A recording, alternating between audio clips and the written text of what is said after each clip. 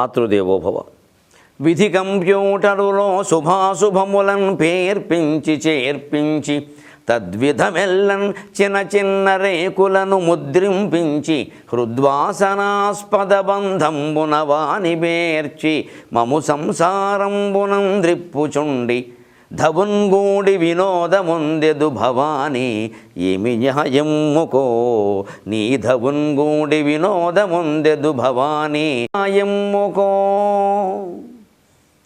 Telugu one TV ప్రేక్షక మహాశయులందరికీ సాహిత్యంలో హాస్యం అనే కార్యక్రమంలో స్వాగతం పలుకుతున్నాం. పాండిత్యానికి సంబంధించిన తెలివితేటలతో, వాక్ చమత్కారంతో, గొప్ప ఊహతో ఘటనా సామర్థ్యాన్ని సైతం ప్రదర్శించవచ్చు. వాక్ చమత్కారం అంత గొప్పది, ఊహాశాలిత అంత గొప్పది. కాళిదాసు ఉన్నటువంటి కాలంలో ఒక పండితుడు, ఒక సాదాసీదా బ్రాహ్మణుడు, పండితుడు అని చెప్పడానికి కూడా వీల్లేదు, చాలా పేదరికంలో ఉన్నాడు. కాళిదాసు ఇంటికి చాలా దగ్గరలో ఉంటాడు. ఎప్పుడో వీళ్ళ ఆవిడని కాస్త శ్రావణ మాసం మంగళగౌరీ వ్రతానికి పిలిచే అలవాటు. ఇప్పుడు వెళ్ళడం, ఆ ఇంట్లో కాస్త పేదరికం అంతా చూడడం, ఏదో కాస్త తోచింది ఇస్తూ ఉండడం. మరి వీళ్ళకి రాజాశ్రయం ఉంది కదా, కాస్త అప్పుడప్పుడు వాళ్ళ కష్టాలు కాళిదాసుతో చెబుతూ ఉండడం.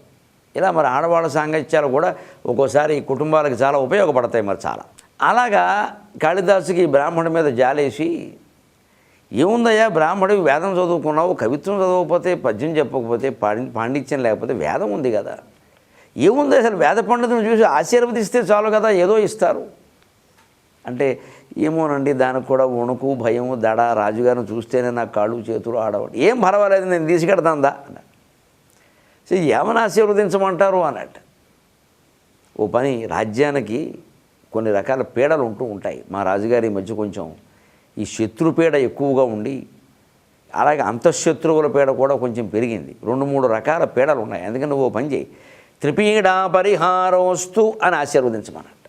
సరే, కాస్త ఆ మాత్రం తెలిసిన వాడు త్రిపీడా పరిహారోస్తు, త్రిపీడా పరిహారోస్తు అని 2-3 సార్లు అనుకున్నాడు. ఆ త్రిపీడ అంటే మరి ఏమిటంటే, నేను చూసుకుంటానుగా, అవన్నీ నీకెందుకు అన్నాడు. తీసుకెళ్ళాడు. మేము మంచి వేద పండితులండి రాజుగారు, ఏం లేదు పెద్ద మన పరీక్షలు అవి కాదు, కానీ అసలు ఆయన ఉనికే గొప్ప విషయం ఉండేది, ఆయన దర్శనం చాలండి. అంచేతను ఆయన ఒక్కసారి మిమ్మల్ని ఆశీర్వదించాలనుకుంటున్నాడు. ఆయన సహజంగా రాజులకి వేద పండితులు అంటే గౌరవం. అయ్యో నన్నేమిటి, భార్య సహితంగా ఉందాం, మహారాణి గారిని కూడా ఆశీర్వదించమన్నాడు. ఎందుకంటే అప్పటికేదో ఆయనకి సంతానం లేదు, అందుకని ఆయన బాధ ఆయనకుంది, ఎన్ని ఉంటే ఏమి. అందుకని ఇంకా మాకు కడుపునో కాయలేదు, కాస్త ఆయన పండితులు ఆశీర్వదిస్తే ఏమైనా కాస్త దేవుడు అనుగ్రహిస్తాడు అని ఆశీర్వదించమన్నారు. ఈయన భార్యతో సహా ఉంటే ఏం ఆశీర్వదించాలి ఈయన తెలియదు. ఈ నేర్పింది త్రిపీడా పరిహారోస్తు ఒకటే. రాజుగారి కనపడగానే త్రిపీడా పరిహారోస్తు, త్రిపీడా పరిహారోస్తు అన్నట్టు. ఏదో పీడవాళ్ళకు ఉంటూనే ఉంటుంది కాబట్టి పోన్లే సంతోషం అన్నాడు. మహారాణి గారు చూడండి, త్రిపీడాస్తు అన్నాడు. ఈ కంగారులో ఈ పరిహారం మర్చిపోయేది. ఇది అమంగళం ప్రతిహత మొగ్గాక అంటారు మామూలుగా. ఏదైనా వినకూడని మాట వింటే అమంగళం ప్రతిహత మొగ్గాక, మళ్ళీ ఏదో దీనికి ఉంది కదా అని దాన్ని కూడా ఆచరిస్తే అమంగళం అప్రతిహత మొగ్గాక అంటే అది జరిగి తీరుతుంది. 2 నెగిటివ్లో పాజిటివ్ అవుతుందిగా, 2 నకారాలు ఒక సకారం అవుతుంది. అందుకని అమంగళం ప్రతిహత మొగ్గుగాక అనాలి, కానీ అమంగళం అప్రతిహత మొగ్గాక అంటే అలాగా కొంచెం జాగ్రత్త తెలుసుకుని మాట్లాడాలి. నువ్వు ప్రమత్తంగా ఉండకూడదు అన్నది తప్ప అప్రమత్తంగా ఉండకూడదు అనకూడదు. అప్రమత్తంగా ఉండాలి. అప్రమత్తం అంటేనే అదేదో ఉంది కాబట్టి అదేదో వ్యతిరేక భావం అనుకుని అప్రమత్తంగా ఉండకంటే అలాగే ప్రమత్తంగా ఉండకు, అప్రమత్తంగా ఉండు, తెలుసుకోవాలి కదా. అందుకని త్రిపీడాస్తు అన్నట్టు. వెంటనే రాజుగారికి కోపం వచ్చేసి, నాకేమో పరిహారం అంటాడు, ఆవిడకేమో 3 పీడలు అంటాడు. ఏమిటంటే, కాళిదాసు ఆ చమత్కారం అండి, కంగారు పడకండి మహారాజా, వేద పండితుడు నోట ఋషీణాం పునరాద్యానాం వాచమర్ధోనుధావతి అధూనాం అర్థం వాగనువర్తతే. మన కాలంలో ఉండే భవభూతి అనేటువంటి కవి ఉత్తరామచరిత్రలో చెప్పాడు మహారాజా ఈ వాక్యాన్ని. ఋషులు ఆద్యులు అయినటువంటి మహానుభావులు మాట్లాడితే అర్థాలు వాటిని వెతుక్కుంటూ వస్తాయి. వాళ్ళు ఆలోచించి మాట్లాడరు, దైవానుగ్రహంతో మాట్లాడతారు. మామూలు లౌకికులైన మనబోటిగాడు మాట్లాడుతుంటే 100 రకాలు ఆలోచించుకుని మాట్లాడాలి. ఆయన అటువంటి ఋషి అండి. ఏమిటి త్రిపీడ ఏమిటన్నట్టు, కంగారు పడకండి. ఆసనే పుత్ర పీడాచ, మీరు సంతానం లేదని బాధపడుతున్నారు కదా, ఆయన చూడండి ఎలా అన్నాడు, ఎంత అందంగా అన్నాడు మహానుభావుడు. ఆసనే పుత్ర పీడాచ బంధుపీడాస్తు భోజనే స్వజనే భర్తృపీడాస్తు త్రిపీడాస్తు దినే దినే. ఇదండి ఆయన ఉద్దేశం. 3 రకాల పీడ కలిపి ఒక ఏకవచనంగా చెప్పాడండి. నిజంగా స్త్రీకి, అందున మీ ఆవిడకి, మీ మహారాణి గారికి ఈవేళ పిల్లలు లేరని మీరు బాధపడుతున్నారు. అందుకే ఆయన ఏమన్నాడు, ఆసనే పుత్ర పీడాస్తు, నువ్వు కూర్చుంటే పుత్రులు వచ్చి నిన్ను పీడ అంటే ఇక్కడ ఏదో బాధించడం, అప్పుడు సంస్కృతంలో పీడ అనే మాటకి నొప్పి, ఒత్తిడి అని కూడా అర్థం ఉంది. ఒత్తిడి కొంచెం ఎక్కువ, హడావిడి అని కూడా. నువ్వు కూర్చుంటే చాలు పిల్లలు హడావుడి చేస్తూ అటు ఇటు తిరుగుతూ ఒత్తిడి చేస్తూ ఉండాలి. ఆ పిల్లలు లేనప్పుడుగా ఆ మాట ఎంత బాగుంటుంది. ఇది పూర్వం అలాగా పనసచెట్టమ్మ అనేవారు ఎక్కువ మంది పిల్లలు ఉంటాయి. ఎందుకంటే పనస చెట్టుకి ఎక్కడ కాయలు ఉంటాయని చెప్పలేం మనం. కమ్మకు ఉంటుంది, చిగురుకు ఉంటుంది, కింద ఉంటుంది, పైన ఉంటుంది, ఎక్కడైనా ఉంటుంది. ఈ చెట్టుకైనా కాయలు ఫలాలంటే ఓ చివరిలో ఉంటాయి, మొదట్లో వేళ్ల దగ్గర ఎక్కడ ఉండవు. కానీ పనస చెట్టుకు అలా కాదు, ఎక్కడైనా ఉండదు. అలాగే పిల్లలు తెరని పనస చెట్టు అనేవారు. ఎందుకంటే ఏదో ఒకళ్ళకేమో ఓ పిల్లకి జడేస్తూ ఉంటుంది, ఒకడేమో ఒళ్ళో పాలు తాగుతూ ఉంటాడు, ఒకడు బయట ఆడుకుంటే అమ్మాయి అంటాడు, ఒకడు వీపు మీద ఎక్కి తొక్కుతూ ఉంటాడు. ఇంతకీ విశేషం ఏంటంటే ఈ ఒళ్ళో పిల్లాడు తాగేవాడికి 6 నెలలు, ఈవిడికి 3వ నెల. ఇలాంటివి వ్యవహారాలు చాలా ఉండేవి పూర్వం, చిన్నతనంలో చూసేవాళ్ళం. పనస చెట్టు అనేవారు. అదే ఆసనే పుత్ర పీడాస్తు, నువ్వు కూర్చుంటే పిల్లలు నిన్ను అలర చేసి గోల్ చేసి ఏడిపిస్తూ ఉండాలి. సంతోషం, ఎంత మాట అన్నారు. అదే మేము కోరుకుంటున్నామండి. ఏమిటో 20 ఏళ్ళు అయింది, పెళ్ళి, సంతానం లేదు అని అనుకుంటారు మరి. అలాగే బంధుపీడాస్తు భోజని, భోజనం చేసే సమయంలో బంధువులు ఎక్కువగా ఒత్తిడి చేయాలంటే, భోజనం చేసేప్పుడు బంధువులు రావాలి, బంధువులు మనం కలిపి తినాలి అనుకునేవారు పూర్వం. ఇలాగా ఇప్పట్లాగా ఎవడూ రావద్దు, ఒంటికేసి వండుకోము కాదు. అందుకే అందరూ రావాలి, 10 మంది ఉండాలి. 10 మంది రాకపోతే ఇల్లా వెలకడా అనేవారు. మరి కొంతమంది పెద్దలు అయితే బియ్యం డబ్బా తీసి చూసి బియ్యం తరగట్లేదని బాధపడేవాళ్ళు. అంత సహృదయం వాళ్ళది. నలుగురు తినాలని కోరుకునేవాళ్ళు నిజంగా. అందుకని బంధుపీడాస్తు భోజని. 3వది శయనే భర్తృపీడాచ, మహారాణి గారి మీరుకెళ్ళి తిరిగిపోయింది. ఎందుకని నువ్వు కాస్త మంచం మీద అలా వయ్యారంగా పడుకుంటే భర్త కాస్త హడావిడి, సరసం, సరదా, ఒత్తిడి అవన్నీ ఉండాలి. అదో సరదా, అదో రసమయమైన పీడ అనుకుంటే అలాగా. అది ఆవిడ కూడా కాస్త మీరుకెళ్ళి తిరిగింది. నిజంగా ఏ స్త్రీ అయినా కోరుకునేదే. మంచం మీద అలా వయ్యారంగా పడుకునేసరికి భర్త గారు వచ్చి సరసం ఆడాలని, భోజనం చేసే సమయంలో 10 మందికి పెట్టుకోవాలని, మనం తినడం కాకుండా 10 మందికి పెట్టాలని, అలాగే సంతానం 4 ఉండి హాయిగా ఆ హడావుడు చేస్తూ ఉండాలని. ఒక పిల్లకి పుట్టినరోజు, ఇంకో పిల్లకేమో పెళ్లి రోజు, ఇలాగా రకరకాలు జరుగుతూ ఉండాలి. పెళ్లి, పేరంటం, ఉపనయనం, హడావుడి. ఏం లేకపోతే ఇల్లు ఏమిటండి? ఇల్లు అంటే నిజానికి ఆర్టీసీ బస్ స్టాండ్లో ఉండాలి. అంతే, ఎక్కడెక్కడ దిగేవాడు దిగుతూ ఉంటాడు, అమ్మేవాడు అమ్ముతూ ఉంటాడు. జీడిపప్పు అంటూ ఉంటాడు. ఒకటి తాడేపడుకున్న స్టేషన్లో పాలకు జీడిపప్పు అమ్మేవాళ్ళగా ఉండాలి. ఇల్లు అంటే అలాగే ఉండాలి. ఏమీ లేకుండా ఊరికే శ్మశాన ప్రశాంతం ఏమిటి ఇంట్లో? అది సన్యాసుల ఆశ్రమంలో ఉంటుంది అలాగా. ఇప్పుడు అవి అలా ఉండలేదు. అందుకే ఇవి కోరుకోవాలి. అందుకని సరదాగా వాటిని కప్పేస్తూ ఈయన త్రిపీడాస్తు దినే ఆసనే పుత్రపీడాస్తు బంధుపీడాస్తు భోజనే శయనే భర్తృపీడాస్తు త్రిపీడాస్తు దినే అని సర్ది చెప్పేశాడు. అప్పటికి బ్రహ్మాండమైన సత్కారం చేసి పంపించాడు. ఇక ఆయన ముక్కుపొడం పడడం సరిపోయింది. కాళిదాసు ఇప్పుడంటే సర్దుకున్నావు, రేపు పొద్దున్న ఇలాగే అంటే ఎవడు సర్దుకుంటాడు? కాస్త నేర్చుకో 4 మొక్కలు, ఎంతసేపు ముక్కుపోవడమేనా అని కొంచెం ఆయనకి రేవేదో పెట్టాడు. ఊరికే దరిద్రం అని ఇంట్లో కూర్చుంటారేమిటయ్యా? కాస్త అరుగు మీద కూర్చుని కాస్త చదువుకో, 4 ముక్కలు తెలుసుకో, మాట్లాడడం నేర్చుకో. ఇప్పుడు ఎలా చెప్పాను కూడా సరిపోయింది. లేకపోతే ఏం కావాలి? అయ్యి బాబోయ్ నువ్వు కాపాడవయ్యా, లేకపోతే శిరచ్ఛేదం అయిపోయేది అన్నాడు. అసలు ఈ భార్య ఇవి కోరుకుంటుందన్న విషయం కూడా నాకు తెలియదు అన్నాడు. మరి అదే మరి ఆ మాత్రం ఊహాశాలతో చమత్కారం లేకపోతే పాండిత్యాలు ఉంటూ ఉపయోగం ఏంటండి? ఇప్పటికీ చాలామంది గొప్ప విషయ పరిజ్ఞానం కలిగిన వాళ్ళు వేదికల మీద రాణించలేకపోవడానికి ఇదే కారణం. ఈ పరిశ్రమ చెయ్యరు, ఈ స్థితి గమనించరు. పైగా ఎవరైనా కాస్త చమత్కారాలతో రాణిస్తూ బ్రహ్మాండంగా వెలుగుందో తలకాయ 4 జోకులు చెప్పగానే ఉపన్యాసం అయిపోయింది ఏమిటంటారు. జోకుల కోసం ఉపన్యాసాలు చెప్పరు ఎవరు. అసలు విషయం వేరే ఉంటుంది. దాన్ని కాస్త ఎక్కించాలంటే మధ్యలో ఇది చేర్చాలి. ఎందుకంటే పరిహాసములేని శుభప్రసంగమున్ గ్రాసములేని కొల్లు కొరగానివి పెమయసింగ ధీమణి. ఎంత గంభీరమైన ఆధ్యాత్మిక ఉపన్యాసం ఇస్తున్నా సరే మధ్యలో కాస్త చలోక్తులు ఉండాలి. అవి మరీ ఎక్కువైపోకూడదు. ఇక అదే ఉపన్యాసం అన్నట్టుగా ఉండకూడదు. ఎంత లలితా సహస్రం మీద మాట్లాడుతున్నా సరే మధ్యలో ఒక 2-3 సరదాలు ఉంటే కాస్త నిద్రపోయే భక్తులు కాస్త మెలకుగా ఉంటారు. అలాంటి చమత్కారం లేకపోతే ఎలాగండి? చిన్నప్పుడు మాకు హరికథలు చెప్పేవాడు. చిట్యాల ఆంజనేయుడు గారిని మహానుభావుడు చెప్పేవాడు. మంచి గంభీరంగా సాగిపోతున్న సమయంలో ఆయన చూసేవాడు. రాత్రి 11 అయింది, అప్పుడు పడుకోరేంటి పిల్లలు. పైగా పిల్లలు పడుకుంటే ఇక తల్లు లేచి వెళ్ళడం ప్రారంభిస్తారు. అందుకని ఒక్కసారిగా ఆంజనేయ స్వామి లంకలో ఎలా దూకాడంటే బల మీద దూకేవాడు ఢామని. దెబ్బకి అందరూ అని లేచేవాడు. అది శ్రీమద్ రమారమణ గోవిందో హరి అనేవాడు. ఆయన కాసేపు టీ తాగేవాడు. దెబ్బకి మళ్ళీ 1 గంట వినేవారు. ఇలాంటి ఉపాయాలు లేకపోతే నెట్టుకురావడం ఎలాగా? ఇదే తేడా. అందుకని త్రిపీడ అని కాపాడాడు ఒక రకంగా. అలాగే ఒక మంచి చమత్కారమైన పద్యం అబ్బూరు రామకృష్ణారావు గారు, శ్రీరంగం శ్రీనివాసరావు, ఆ రుద్ర, ఇలా కొంతమంది ఓ బ్యాచ్ ఉండేవారు, ఓ బృందం. ఇక ఆనాటి వాళ్ళందరూ ఓ 4-5 జరుక్ శాస్త్రి ముఖ్యంగా నలుగురు కలుస్తూ ఉండేవారు. ఈ కలిసినప్పుడు వీళ్ళు ఒక స్వీట్ స్టాలు, హోటలు ఉంటాయి కదని అలాంటివి వెళ్ళేవారు. సాయంత్రం మద్రాసులోనే కావచ్చు, బహుశా ఎక్కడికో వెళ్ళేవారు. వెళితే ఎంతసేపు ఈ జరుక్ శాస్త్రికి ఇడ్లీ, ఉప్మా, పెసరట్టు, ఇడ్లీ, ఇవే. పొద్దున్న హోటల్కి వెళ్ళేవారు, సాయంత్రం వెళ్ళేవారు. సాయంత్రం కాస్త ఏవో జిలేబీ, పకోడీ, లడ్డు అవి తింటారు కదా. ఈయన ఎప్పుడైనా సరే నాకు ఇడ్లీ కావాలి, ఉప్మా కావాలి, పెసరట్టు కావాలి అనేవాడు. వీళ్ళేమో సరదాగా సాయంత్రం పూట ఏదో కాస్త పంట కింద కరకరాని కాస్త పకోడీ, జిలేబీ లాంటివి లాగించేవారు.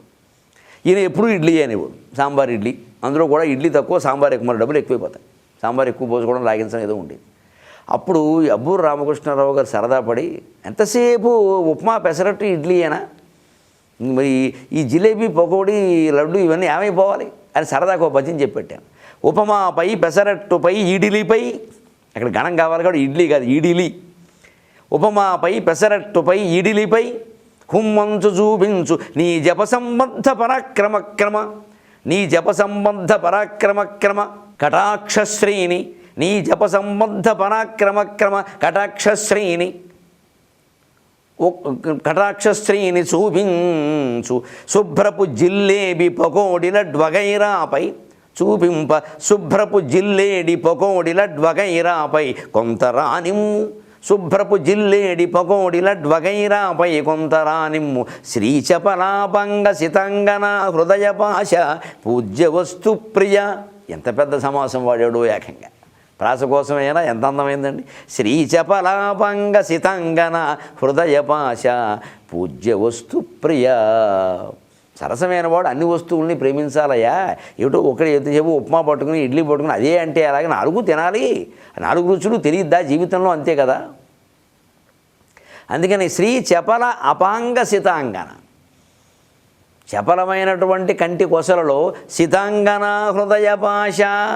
లక్ష్మీదేవిని దాచుకున్నావయ్యా, నువ్వు ఎక్కడికైనా వచ్చావు అంటే వాడు అవుటు లేదా నువ్వు అవుటు అన్నట్టుగా ఉండదు అనమాట. ఈయన జేబులో డబ్బులైనా అటు వెళ్ళిపోవాలి, ఆయన జేబులో డబ్బులైనా ఇటు వచ్చేయాలి. అందుకని నీ హృదయం డబ్బులతో, చాపల్యంతో ముడిపడిపోయింది హృదయపాశం. పూజ్య వస్తు ప్రియ అని ఉపమాపై, పెసరట్టుపై, ఇడ్లీపై హుమ్మంచు చూపించు. ఉప్మా, పెసరట్టు, ఇడ్లీ కనపడేసరికి ఓ అనేది ఘటోత్కచుల్లో లంఘిస్తావు. పైగా అది ఇడ్లీ అంటే కొంచెం ఉడిలిపోయినట్టుగా ఉందన్నమాట. అది గట్టిగా లేకుండా ఉండదు. ఇడ్లీ ఓ పదులో ఉండాలి, మరీ గట్టిగా ఉండదు, మరీ మెత్తగా ఉండదు. ఇంకా సరే ఉడకపోతే ఇంకా చెప్పక్కర్లేదు, దాని సౌభాగ్యం. అందుకని ఆ ఇడ్లీ ఇడ్లీ చూడు ఒడిలిపోయింది అలాగనమాట. ఇడ్లీపై హుమ్మంచు చూపించు. సాయంత్రం అయినా సరే, చల్లారిపోయినా సరే ఇడ్లీ తింటానంటావు ఎంతసేపు సాంబార్ కోసం, వెర్రేసా నువ్వును. దాని మీద చూపించే పరాక్రమం. నీ జప సంబద్ధ పరాక్రమక్రమ కటాక్షశ్రీ ప్రసాదింపు. ఓహో, జపం చేసిన వాడు తపశ్శక్తిలాగా, ఓహో మొత్తం ఏదో తపశ్శక్తి ఉన్న మహానుభావుల్లో మొత్తం అంతా లాగేస్తూ ఉంటావే. జప సంబద్ధ పరాక్రమక్రమ కటాక్షశ్రీ ప్రసాదం. ఆ నీ దయ, నీ కటాక్షం, దాని అనుగ్రహం. శుభ్రపు జిల్లేబి, పకోడీ, లడ్ వగైరా. స్వీట్ స్టాల్లో అద్దాల్లోంచి కనపడుతూ ఉంటాయి జిలేబీ, పకోడీ, లడ్డు. అవి కూడా తినవయ్యా, అవి చెల్లట్లేదని బాధపడుతున్నాడు. మనం తినకపోతే ఎవడు తింటాడు ఈ స్టాల్ వాడు, టీ నగర్లో, మద్రాసులో. శుభ్రపు జిల్లేబి, పకోడీ, లడ్ వగైరాపై కొంత రానిమ్ము. పోనీ అవే తిని మేము వద్దంటా, కానీ సాయంత్రం కూడా అవే తింటే ఎలాగా, కాస్త ఇవి తినచ్చు కదా అని. శ్రీచపలాపంగసితంగన హృదయ పాశ పూజ్య వస్తు ప్రియ అన్నారు. సరదాకి ఇంత చమత్కారమైన పద్యాలు ఉన్నాయి. అలాగే ఒక్క చమత్కారమైన నుడికారం ఒకసారి చూడండి. బెబ్బెబ్బే నాకేం తెలియదండి అంటారు మనం మాడు కూడా. బెబ్బెబ్బే నాకు అబ్బే నాకు ఈ అబ్బే ఎక్కడదండి. పైగా అబ్బే అని ఓసారి అన్నారు, అబ్బెబ్బెబ్బెబ్బెబ్బే 3-4 సార్లు. ఎందుకు ఎక్కడి నుంచి వచ్చింది ఇది? దీనికి గమ్మత్తి అనే కథ ఉంది. ఒక ఊళ్ళో బ్రాహ్మడు ఉన్నాడు, ఆయన పేదవాడు. సరే, బ్రాహ్మణ అన్నాక పేదవాడు అని చెప్పక్కర్లేదు, అదో సహజ లక్షణం. ఉన్నాడు. ఈయనకి సరే సంసారం భారం బాగానే ఉంది. ఆయన వృత్తి ఆయనకి కలిసి రావట్లేదు. వైదికం మీద ఏమీ రూపాయి ఆదాయం లేదు. ఏదో పిలవడం అండి, మీ తపశ్శక్తి వేదానికి మేము ఏమి ఇవ్వగలమని ₹10 చేతిలో పెట్టాం. ఇలాగే ఉంటాయి మాటలు. మరి ఏమి ఇవ్వగలమంటే ఎంతో కొంత ఇవ్వాలా వద్దా? ₹10 ఇలాగే ఉంటాయి మాటలు, గొప్ప మాటలు. మేము సరస్వతి కటాక్షాన్ని మేము కొలవాలి, బాగుంది. పెద్ద స్కేల్ కాకపోతే చిన్న స్కేల్ పెట్టినా కొలవాలి. ఏమీ కొలవకపోతే మేమేమైపోతాం. కొలవకుండా పండును కొలవకుండా పండితులు ఎలా ఉంటారండి? కొలవకుండా పండు తినడం సాధ్యం కాదు. కొలవకుండా పండితులు ఎలాగా? ఏదో పెట్టి కొలవాలి. ఆ కొలిచి ఇచ్చింది ఏదో ఇచ్చి సమృద్ధిగా ఇచ్చి తర్వాత ఏదో మేము ఇంతకంటే ఇవ్వలేమంటే అది వేరే విషయం. అంతేగాని ఊరికి అర్ధ చేతులు బట్టి మేము కొనగలం ఏంటండి? తమలపాకుతో సరిపెట్టుకోమంటే వాడు బతుకు తమలపాక. అన్నం తిన్నాక కదా తమలపాకు వేసుకునేది. ముందే తమలపాకు వేసుకుంటే ఆకలిలా తీరుతుంది. కాస్త ఆలోచించాలి. అందుకని ఆయన బాధపడుతుంటే చివరికి ఇంకేమీ ఏదో వృత్తి నాకెందుకని వ్యాపారం మొదలెట్టాడు. ఊళ్ళో కోమట్లు అందరూ బ్రహ్మాండంగా ఉన్నారు వ్యాపారాలతో. నేనేమిటి ఏం బ్రాహ్మణులు అయితే వ్యాపారం చేయొద్దంటే ఇలా గడవద్దు ఆ రోజు అని వ్యాపారం మొదలెట్టాడు.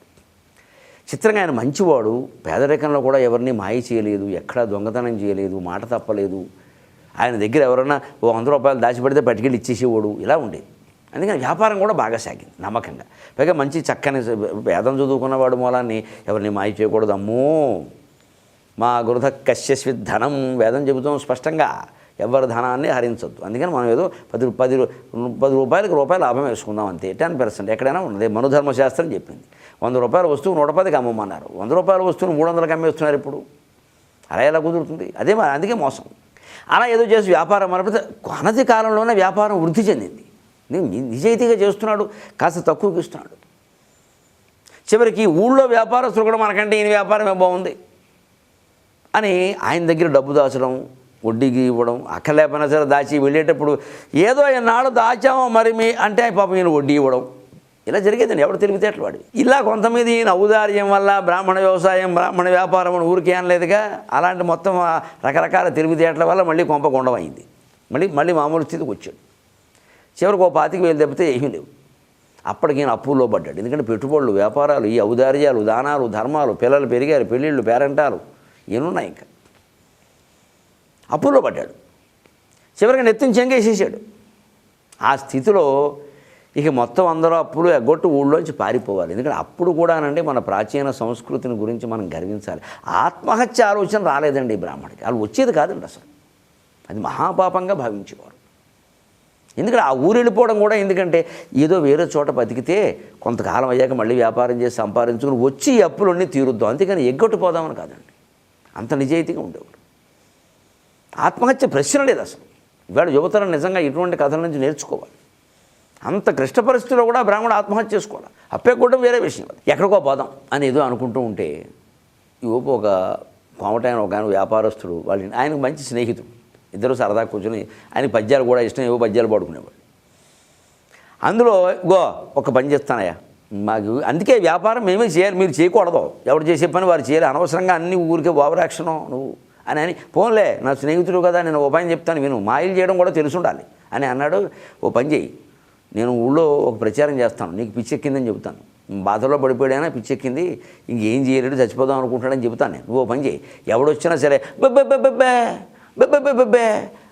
బెబ్బే అను, ఇంకేం అనుకో, ఏమయ్యా నీకు పిల్లలు బాగున్నారంటే బెబ్బే అను, నా బాకీ అండి బెబ్బే అను, ఏమిటి అలా ఉన్నాడు బెబ్బే అను, ఏమడిగినా సరే బెబ్బే అను, ఇంకేం మాట్లాడద్దు చెప్తున్నా, కొంపలంటుకుపోతాయి. అలా ఉండు, ఒక్క నెల ఉండు, ఒక్క నెల నీకెందుకు, నేను చూసుకుంటా మిగిలింది. వ్యాపారస్తులు వాళ్ళ తెలివితేటలు వాళ్ళకు ఉంటాయి. వెంటనే నేను అనుకున్నాడు, అయ్యి బాబు గొప్ప ఉపాయం ఇది, అందుకే వాళ్ళు బాగుంటారు, కింద పడినా పైకి ఎలా రావాలో వాళ్ళకి తెలుసు, అందుకే మనం చేయకూడదు, వ్యాపారాలు వాళ్ళే చేయాలి అని పాపం ఆయన చెప్పినట్టుగా రాత్రి కూర్చుని బెబ్బే బాగా అభ్యాసం చేసి ఉన్నాడు. సరే ఈయన బయటికి వెళ్ళి బాగా ప్రచారం చేశాడు. ఏమిటంటే ఆయన బాగా పాడైపోయాడండి, ఆత్మహత్యకు సిద్ధమైపోయాడు, బాగుండదని నేను చెప్తే విన్నాడు ఆయన, వేదం చదువుకున్న బ్రాహ్మణుడు అన్యాయంగా పాడైపోతాడు, అందుకని ఏం చూడండి 10,000 ఇచ్చారు, పావలా, రూపాయి ఇచ్చిన వాళ్ళకి పావలా, అంతే, రూపాయి ఇచ్చిన వాళ్ళకి పావలా. కొంతమందికి అయితే బేడే, మీరు కాదనుకుంటే మీ ఇష్టం, ఆ పావలా బేడ కూడా రావు, మొత్తం పోతుంది. మొత్తం పోవడం కంటే అదే మంచిది కదా, అందుకని నేను చెప్తాను అక్కడికే, ఎందుకంటే ఆయన బెబ్బెబ్బే భాష ఏదో నాకు తెలుసు, అందుకని నేను చెబుతాను, ఇక ఇలా ఒప్పుకుంటే ఏదో మొత్తం పోతాయి అన్నాడు. ఇంకా ఊళ్ళో వాళ్ళు ఇంకేం చేస్తారు, చచ్చినవాడి పెళ్ళికి వచ్చిందే కట్నం, అందుకని నీ ఫోన్లో అని ఒప్పుకున్నారు. అలాగా ఒక్కొక్కళ్ళు రావడం బెబ్బే అనడమేనా, కంగారు పడకండి బాబు, ప్రాణం తీసుకోకుండా అంత ఇచ్చారని వాళ్ళు బతిమాడడం. అక్కడి నుంచి సరే నువ్వు ఎంత ఇచ్చావు 10,000, ఇగో 2,500 పట్టుకెళ్ళి, నువ్వు ఎంత ఇచ్చావు 5,000, ఇగో 1,250 పట్టుకెళ్ళి. అలాగే ఇంకోటి ఎవడో నువ్వు 10,000 ఇచ్చాను, నీకు బాగా ఉన్నవాడు, నీకేం నష్టం ఏంటి, నువ్వు 1,250, నీకు 2,500, నీకు బేడే అని ఏదో అలా ఇచ్చేస్తే మొత్తం మీద ఏదో వచ్చింది అని మొత్తుకుని మొత్తం మీద 1,250 ఇంకొక 100 అని ఏదో పట్టుకెళ్ళి. ఇలాగా అన్ని బాకీలు తీరిపోయినాయి. ఈయన బయటపడ్డాడు. ఇప్పుడు ఈయనకు షరతు ఏమిటంటే ఇగో ఊళ్ళో అంతా నేను చెప్తాను, మరి నా బాకీ ఓ 10,000 ఉంది, దానికి మరి వడ్డీతో సహా నువ్వు మాట్లాడకుండా ఇచ్చేది, ఎందుకంటే నీ దగ్గర 25,000 ఉన్నాయి నాకు తెలుసు అన్నాడు. అప్పుడు ఈయన ఫోన్లే బతుకున్నాయి కదా ఇచ్చేద్దాం, అంత ఉపకారం చేసి అన్ని బాకీలు లక్షల బాకీలు తీరాక ఈ 25,000 పోనీ ఈయనకి ఇచ్చేద్దాం, అప్పుడే పోదాం పొరుగురు నష్టం లేదులే అనుకున్నాడు పాపం. అలాగే అన్నీ తీరిపోయాయి మొత్తం మీద. మొత్తం మీద అన్నాడుగో మంచిదండి, మరి ఈవేళ అయిపోయింది, ఏదో గురువారం తెల్లారితే శుక్రవారం బాగుండదు, మరి మీ దగ్గర డబ్బు అడగడం కూడా మర్యాద ఉండాలి కదా, అందుకని శనివారం వస్తాను నేను, నాకు వడ్డీతో సహా మీరు లెక్క కట్టి మరి ఇచ్చేయాలంటే బెబ్బే అన్నాడు. ఇక ఈ బెబ్బేలు కుదరవు వెరివాడి అని అంటే వెళ్ళిపోయాడు. ఈ శుక్రవారం కూర్చుని ఆయన బెబ్బె బాగా అభ్యాసం చేశాడు. శనివారం పొద్దున ఆయన వచ్చి, ఏమంటే 10,000 మరి వడ్డీలు కట్టారు అనే విధాలు సుమారుగా చక్ర వడ్డీ, బారు వడ్డీ, అన్నీ నీరు వడ్డీ, చెరువు వడ్డీ అన్నీ కట్టేస్తే మొత్తం మీద 25,000 సరిపోయేలా ఉన్నాయంటే బెబ్బె అన్నాడు. బెబ్బె అన్నాడు. ఇంకా అబ్బబ్బెబ్బే, నీకు బెబ్బే, నీ అబ్బకి బెబ్బే, నీ వడ్డీకి బెబ్బే, నీ నోటికి బెబ్బే అని వీధిలోంచి మొత్తం ఆ వీధి చివరికి వెళ్ళే వరకు బెబ్బె అనమాలంటాడు. అక్కడికి ఏంటా అలా ఆడతాం బాగా చేస్తున్నావు అంటే ఊళ్ళో వాళ్ళు వచ్చారు, ఏమయ్యా ఏంటి మాకందరికీ చెప్పావు, నీకు బుద్ధి లేదా, మాకేం చెప్పావు నువ్వు, ఆయన బాగా బాధపడుతున్నావు, ఆయన రాత్రి ఏదైనా ఊరేసుకుంటే నీదే పాపం అంతాను, బెబ్బె తప్ప ఏం మాట్లాడలేదన్నావు, ఇంకా ఆయన ఊరికే పొడుస్తావండి, మా బాకీలు మేము వదులుకోగలేదు, నువ్వు వదులుకోలేవా, అది కాదయా జరిగిందంటే ఇప్పుడు తేలుకుట్టిన దొంగ చెప్పడానికి వీల్లేదు. ఓ అయితే మాయ చేసామన్నమాట, మాకు నీ బాకీ ఏమో నువ్వు వడ్డీతో సహా తీసుకుంటావా, మాకేమో పావలా బేడా ఇస్తావా అని వాళ్ళు ఇప్పుడు ఈయన దాన్ని ఇస్తారు. ఏం చెప్పడానికి వీల్లేదు, వచ్చింది తీసుకోవాలి. ఈ స్థితిలో చివరికి బ్రాహ్మణుడు చూసాడు, ఈ బెబ్బే నీకు బెబ్బే, నీ అబ్బకి బెబ్బే, నీ బాకీకి బెబ్బే, నీ నోటికి బెబ్బే అని మొత్తం బెబ్బే కొట్టేశాడు. అది అలా బయటపడిపోయాడు. అప్పటి నుంచి ఏమీ తెలియదు అనడానికి అబ్బెబ్బే నాకేం తెలియదు అని వచ్చింది. ఈ జాతీయాలు చిన్న చిన్న అక్షరాలు చిన్న పదాలతో ఏర్పడినట్టుగా ఉంటాయి కానండి, వీటి వెనకాల రామాయణ భారత అంత కథలు ఉన్నాయి. అసలు అవి తెలుసుకుంటే అసలు జాతి జీవన విధానమే కాకుండా అసలు ఒక్కోసారి ఆపత్ సమయంలో ఎలా బయటపడవచ్చు, అందులోనే నిజాయితీగా ఎలా వ్యవహరించవచ్చు, ఏదో మనం ఏదో ఉపాయం చెబితే ఆ ఉపాయాన్ని మన మీదే ఎలా ప్రయోగిస్తారు, దాని నుంచి ఎలా తప్పుకోవాలి, ఇవన్నీ లౌక్యమే కదా, అవన్నీ తెలుస్తాయి దానివల్ల. అలాంటి మరిన్ని చమత్కారాలతో మళ్ళీ వారం కలుద్దాం. అంతవరకు తెలుగులో మాట్లాడదాం.